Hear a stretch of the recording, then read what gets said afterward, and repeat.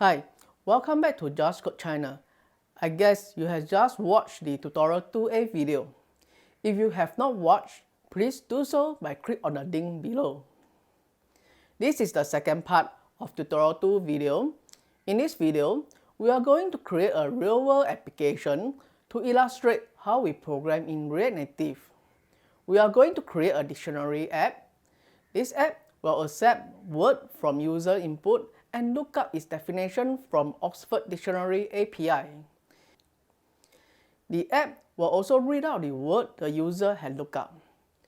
To use the Oxford Dictionary API, you are required to sign up a free account from the Oxford Dictionary website. Now, let us launch the browser. On the address bar, key in Oxford Dictionary API. Click on the first link in the result list. Once the page loads, click on the Get Your API Key button. There are three options for us. We will select the prototype option since it is free and sufficient for our tutorial purpose. Fill in your particular in the registration form. Select the type of application, platform, and language. Agree on the terms and conditions and click on the Send button. After completing the registration, we need to sign in using the account we had registered. Key in the user ID, password, and click on the Login button. Once logged in, click on the API Credential menu item. You should see your application in the list. Click on your application name. Now, we will see the application ID, key, and the base URL.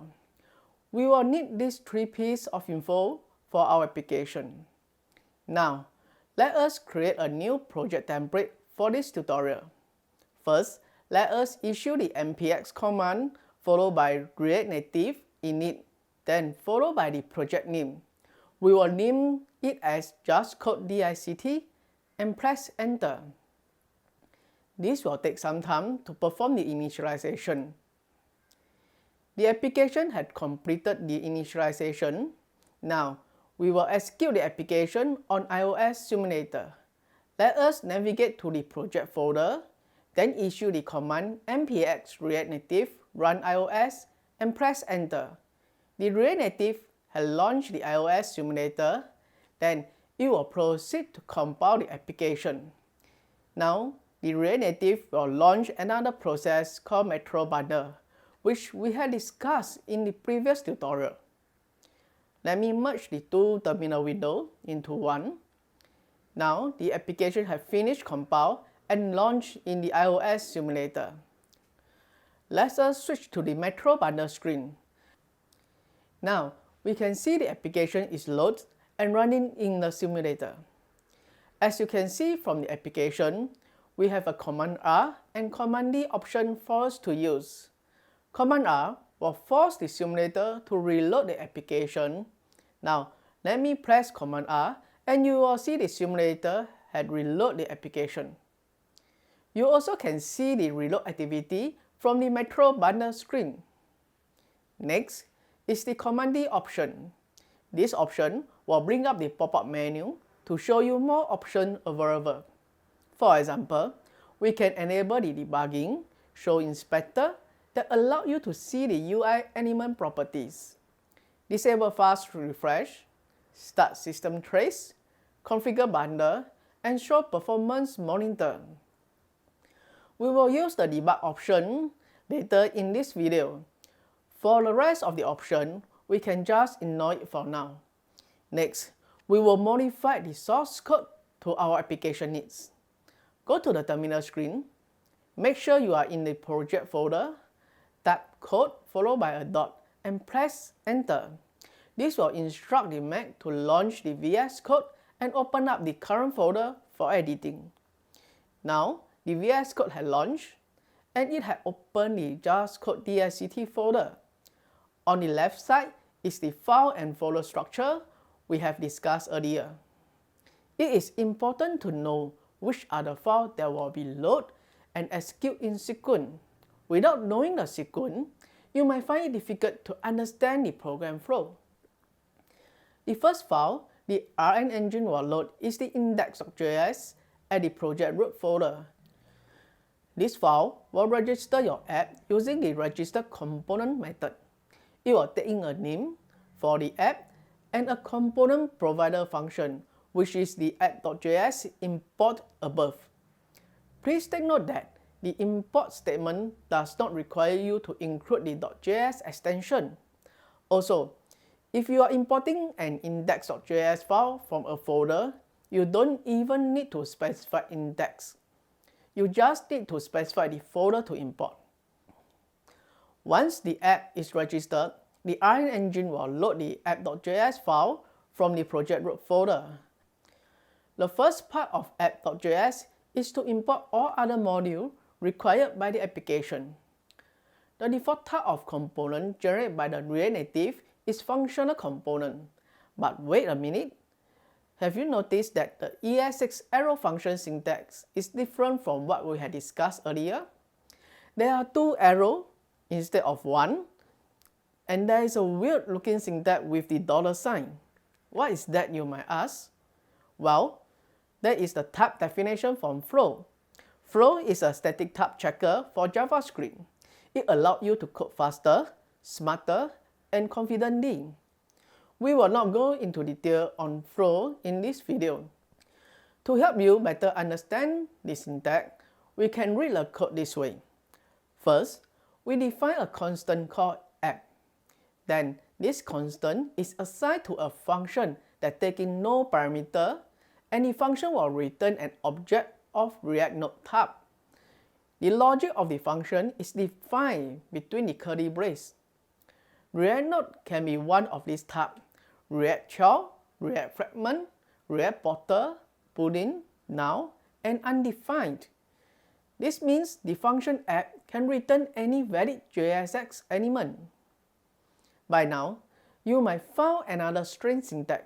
Yes, that is the empty angle bracket in the return statement. The empty angle bracket is the shorthand for React Fragment tag. React Fragment let you group a list of children nodes without adding extra node to the DOM. It is useful in this case where the render method only allowed to return a single node instead of multiple nodes. Now, let us go through the nodes this application template has created for us. First is the status bar. It is a component that shows the device status bar at the top of the device screen. Next is the Save Area view. It is to render content within the save area boundary of a device. It is currently only applicable to iOS devices with iOS version 11 or later. It renders nested content and automatically applies padding to reflect the portion of the view that is not covered by the navigation bar, tab bar, toolbars, and other ancestor view. Most importantly, Save Area View padding reflects the physical limitation of the screen, such as the round corner or the camera notch, for example on iPhone X. The Scroll View lets you group components and allow the user to scroll the content if the content exceeds the screen size. Header, needed to say, is to display a header on the screen. You can treat view as the div in HTML. It allows you to group other components and lay out your application UI. Text is just a text table you can use for your app. I'm sure by now you should see there is an attribute called style in most of the text. This is the style properties. The app is going to pass it to the child component as props. The style props define how the component will display itself in the UI. The style is a reference to the styles object defined in app.js at the lower part of the code. The style is defined using the stylesheet.create method. It is a method from React Native module to allow you to create a style sheet object. You will find the style definitions very similar to HTML CSS style, except that the style name uses camel case and no hyphens allowed. The last line of the code is to export the app function. Without this export statement, the add function is not available for the RN engine to call. Please take note that the export statement is not necessarily always at the last line. For the class component, the export statement can be at the class definition. Before we start modifying the code, you might see a global variable called global Hermes internal. This is a flag to indicate if Hermes render engine is enabled or not. Hermes is an open source JavaScript engine optimized for running React Native apps on Android. For many apps, enabling Hermes will result in improved startup time, decreased memory usage, and smaller app size. To enable Hermes, make sure you are on React Native 0.60.4 and above. Edit the Android app build.gradle file and change enable Hermes to true. After saving the file, you need to rebuild the application again. We will not go into detail about Hermes engine in this tutorial. Now, let us switch back to app.js and we will start to make the changes. First, we will change the default functional component to the class component. Let us create an empty class called app and extend it from the React.component class. Then, we will define a class constructor. In the constructor, we will call the super to initialize the base class.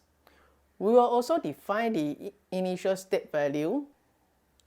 We will have the user word state to hold the word user had keyed in, error message to hold any error due to user action or network failure, a loading flag to indicate the app is busy, and last but not least is the definition we get back from the Offers API. Next, we will define the event handler on user word change to handle user input. It will update the user word state via the setState method. Let's add in the console log to print out the user input. We will also need to define another handler on search to handle the lookup button action. Let's leave the logic empty first, and we will come back to this handler later. Now, let's define the render method for the components. For now, we just copy the entire return statement in the existing code. Then, let us remove the app function defined by the application template. Save the app.js file, and you will see the application reload itself. What we have done so far is to convert functional component to class component. Followed by, let's create a folder called assets under the project root folder to hold any media file required by the application. We will copy an image into this folder to use in the app. Now, we will remove all child node under the scroll view tag since we don't need it. Let's add in the view to display an image and a text label. Followed by, we will add in the text input for user to key in the word to search. We also assign the onChange text event to the onUserWordChange handler and the value of the text input to the user word state. Then, we also need to add a button to allow the user to perform a word lookup. We will assign the onPress event to the onSearch handler. Next, we need to display any error message due to user action or network error. The error message will only display when there is an error. Therefore, you will see there is a curly brace within the JSX with conditioning.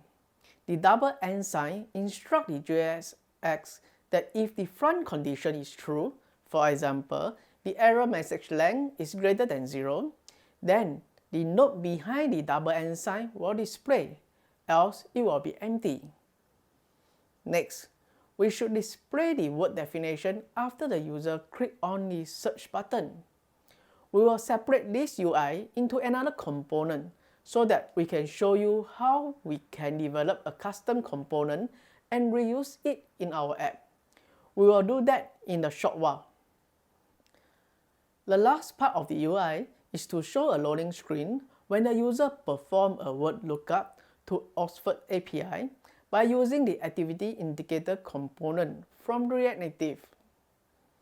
Let's update the style definition to match our new user interface. For example, you can see that activity indicator uses a style called loading, and we need to define loading in the style sheet object. Now, we will save the app.js file and let the React Native update the changes. Next, we will create a source folder. Within the source folder, we will create two more folders, and they are components folder to hold all custom components, and the library folder to hold the helper and API library.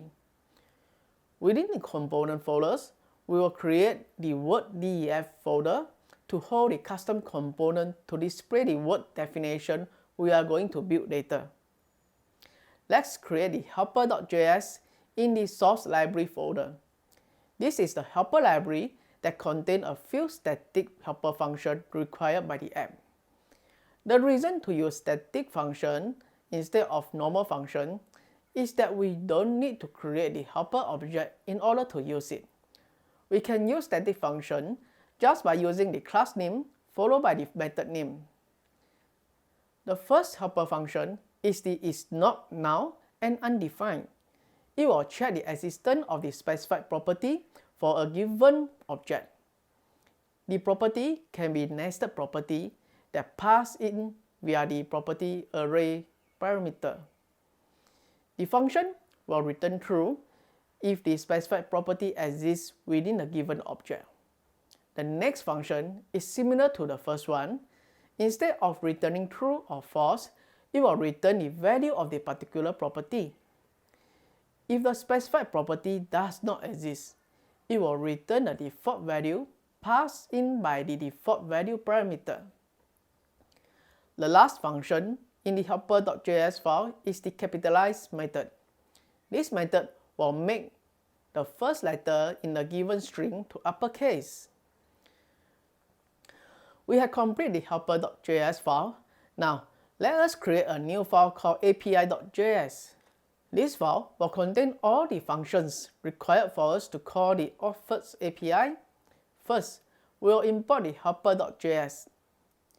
Then, we need to define the three parameters for invoking the Oxford API, and they are the base URL, app ID, and app key. We can get these three parameters from the Oxford API website as shown earlier. Now, we will create and export the API class. The first function we're going to create is the API request. This is a helper function within the API class that pre-populate the HTTP fetch request with the base URL, app ID, key, and API method name, and send a request to the Oxford API server. Next, we will create the check HTTP response. This function will check the status code written by the Oxford API call. Followed by is the getNimas function. It will return the head word of a given word. For example, if the user specified the word stars, then the head word for stars will be star. If we use stars to look up the definition via the Oxford API, we will get an error from the API. The next function is the getDefinition. This function accepts the head word and returns its definition from Oxford API. You might notice that both getNimas and getDefinition function return an object called promise. You might ask, what is that? If you Google what is JavaScript promise, you will get a lot of definitions, and most of them are in technical jargon. To make things simple, you can view promise as a method that runs in the background asynchronously, and when it finishes executing, it will return the result via the then method. If an error occurred during the execution, it will return the error via the catch method. A promise is normally used for the asynchronous tasks like getting data from the remote API. Even the built-in fetch function that allows us to make a web request also returns a promise. Let us show you how to interpret the getLimma's method. It is a bit confusing, but once you can understand the getLimma's method, then you should have no problem understanding the rest of the code. In the getLimma's function, we will return a newly created promise object. To create a promise object, it takes in an arrow function with two parameters, the resolve and reject parameters. Both of these parameters are also a function. Yes, that's right. You can pass a function to another function as parameter. In the arrow function definition, we invoke the API request function, which also returns a promise. Since the API request returns a promise, then we have the then method to receive the result. In the first then, we will check the return result status to make sure it is a successful request by calling the check_HTTP response. If the check_HTTP response fails, it will fire the catch method. If success, then it will fire the next then method. Hold on, you may ask, why there is two then methods? Yes, it is possible to have a chain promise. And for your information, every then method will return another promise. So, if the first then is successful, the second then will contain the response result from the API. In the second then method, we use the resolve parameter function to instruct the promise object we have created to fire its own then method at the caller program, just like the API requests do. Similarly, in the catch method, it will call the reject parameter function to instruct the promise object to fire its own catch method at the caller program. Confused? I guess so. However, that is okay. Give yourself some time to digest the logic by following through this tutorial. Now, let us go back to the app.js file. We will start to implement the onSearch handler logic. First, let us import the api.js. Then, in the onSearch handler, we need to check if the user had keyed in the word to search by checking on the user word string length. If not, we will set the error message state to indicate there is an error.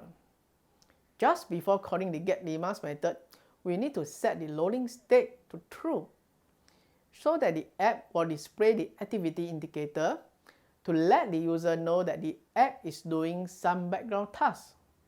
It is always a good practice to surround a portion of code that might hit abstraction with the try-catch block. Now, we will try to call the getLimma's from the api.js. Just type in api.getLimma's followed by the user word state as the parameter. As mentioned, getLimma's returns a promise, so we need to add in the then method. The then method will take in an arrow function with a result parameter. In the arrow function, we will perform a console log of the result parameter to see the content of the API return.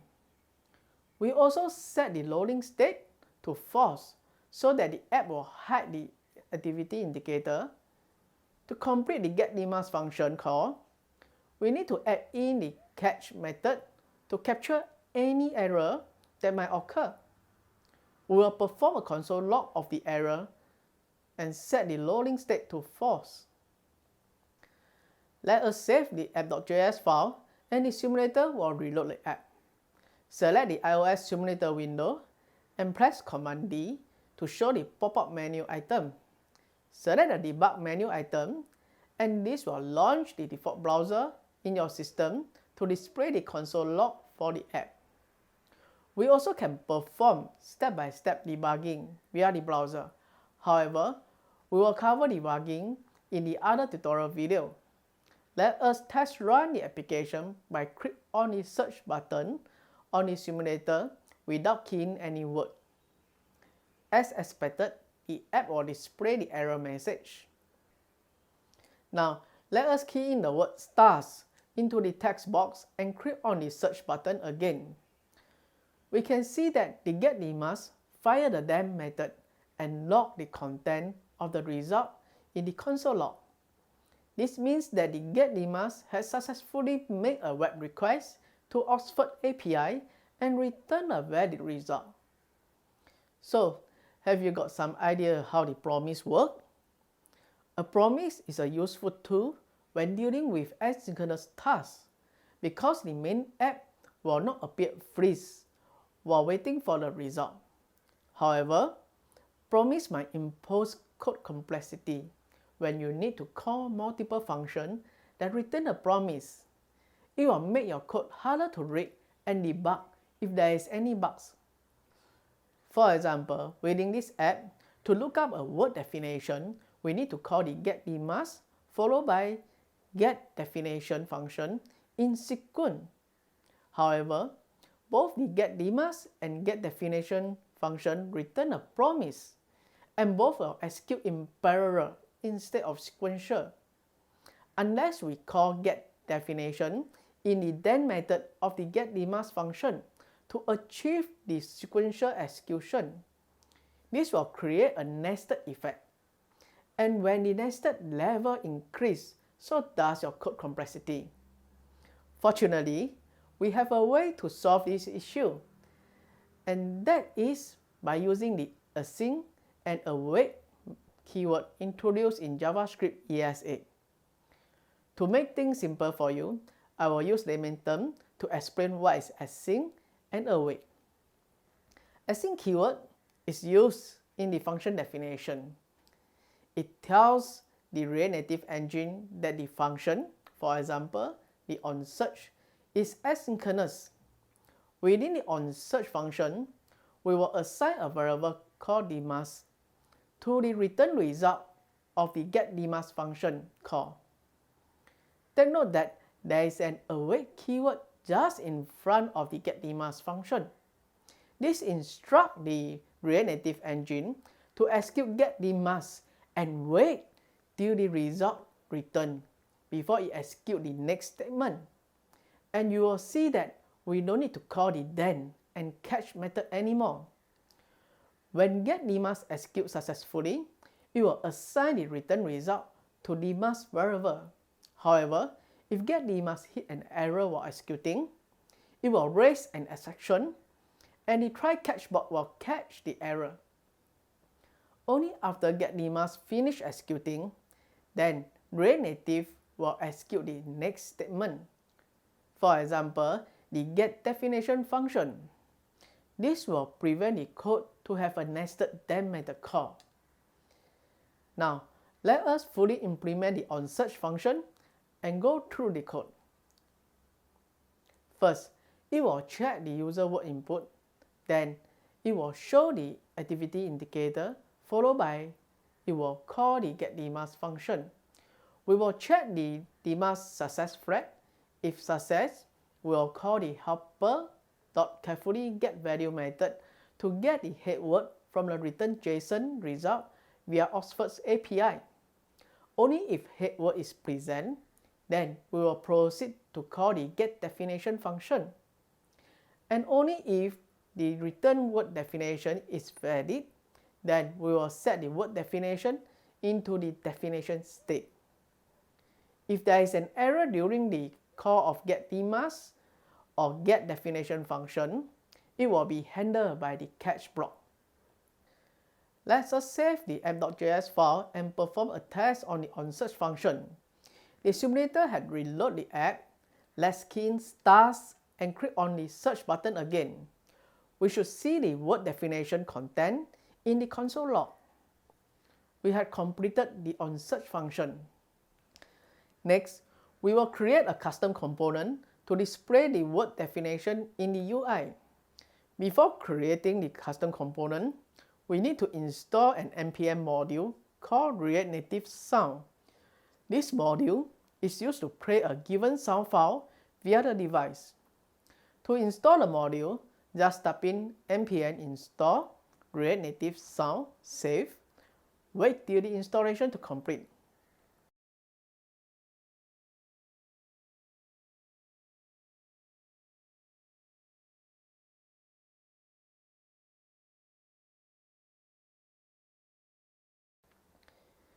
the module installation is completed.